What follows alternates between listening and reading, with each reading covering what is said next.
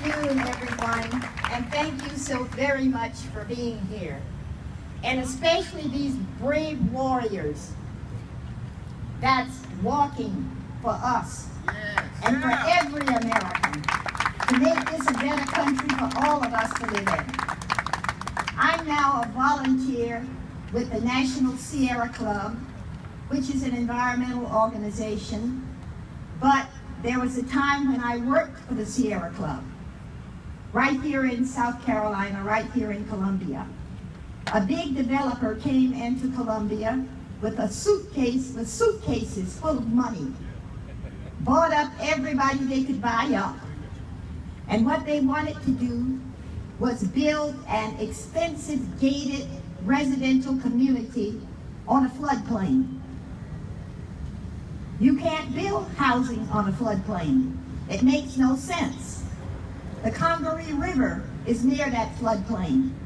What they wanted to do was put levees in the Congaree River to divert the flow of water from this cheap floodplain land they had bought up, on which they planned to build million-dollar homes in a gated community, and that water was going to be diverted to poor black communities on the other side of the river. And they thought we would sit back, do nothing, and let this happen. But we didn't.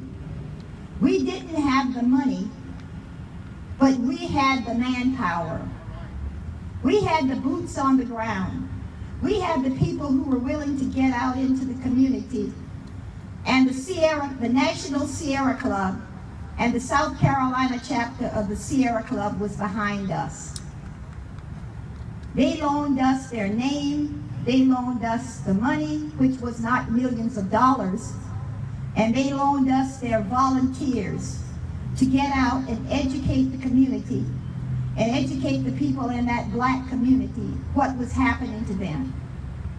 The developers were so slick. They would bring nice chartered buses to this community on weekends and take these people to the beach and put them up in nice hotels and fed them very well, trying to convince them to go along with this scheme they had to destroy their lives. But as I told the project manager, when you've got right on your side, money can't defeat you. All right. So to make a long story short, we won the battle. We won the battle. But we as black people are going to have to become more involved with the environment. Because it's in our neighborhoods. I live in a part of Columbia that's called Lower Richland, predominantly black. We have a coal-burning power plant in our neighborhood. We have a huge garbage dump in our neighborhood. As we speak, it's belching methane gas into this air that you're breathing.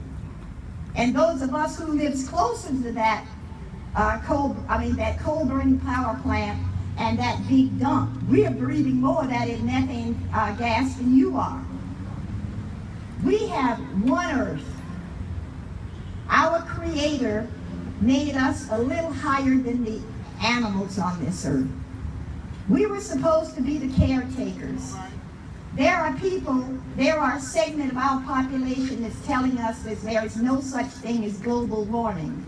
There is no such thing as climate change. You tell that to the people in California, where wildfires have destroyed their whole cities and towns and homes. Tell that to them.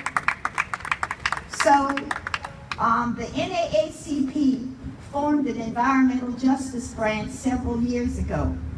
And we're going to work in close coordination with them to get the word out, especially to the black community, that we are going to have to become aware. We are going to have to educate ourselves on environmental issues, and we're going to have to do the same thing that's being done today. We're going to have to stand up, and we're going to have to speak out, and if it takes marching, we're going to have to march.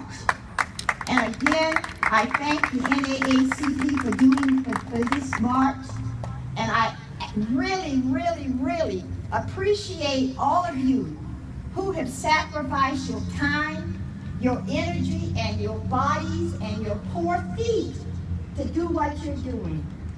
We appreciate it. We appreciate it. And thank you very much. Thank you.